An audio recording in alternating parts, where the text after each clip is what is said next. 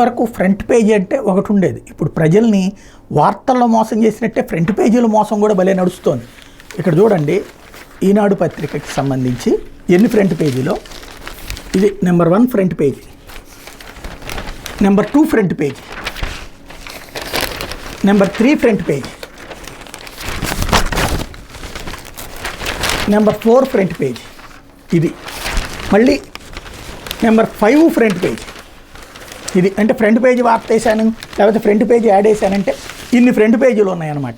ఇట్లాగా ప్రజల్ని ఎలా అయితే చేస్తున్నారు. ఇప్పుడు ఇళ్ళు, స్థలాలు, కాలేజీలు, పోర్ట్లు అన్నీ కూడా తాకట్టు పెట్టారు అన్నటువంటి, తాకట్టు పెట్టి అప్పులు తీసుకున్నారు, అప్పుల కోసం అన్నీ తాకట్టు అన్నట్టు. నాకు తెలియక అడుగుతాను, చంద్రబాబు నాయుడు గారికి తాకట్టు లేని రుణాలు ఇచ్చేటటువంటి సంస్థలు ఏమైనా ఉన్నాయా?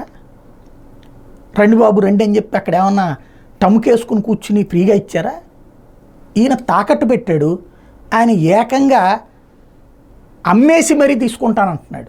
అమరావతి ఏమని చెప్తున్నాడే చంద్రబాబు గారు, 7,000 ఎకరాలు ఉంది, రైతుల దగ్గర నుంచి మేము భూమి సేకరించాం, దాన్ని ఓ 7,000 ఎకరాలు అమ్మితే దాంతో డబ్బులు వస్తాయి, దాంతో దాన్ని కడతానంటున్నాడు. ఏకంగా అమ్ముతానంటున్నాడు ఆయన. పోనీ దాని మీద అప్పు చేయలేదు, అమరావతి మీద 43,000 కోట్లు అప్పు చేశారే, 43,000 కోట్ల రూపాయలు. మరి ఏమనాలి దాన్ని? అదే ఏది అమరావతిని తాకట్టు పెట్టినా కదా దాని మీద చేసింది. మరి అదేంటి లోన్లు, లేదా మిగతా లోన్లైనా ఇంతకుముందు లోన్లు చంద్రబాబు గారికి ఏమైనా తాకట్టు లేకుండా ఫ్రీగా తీసుకెళ్ళిపో అని చెప్పి ఇచ్చేస్తారేంటి సూట్ కేసులు?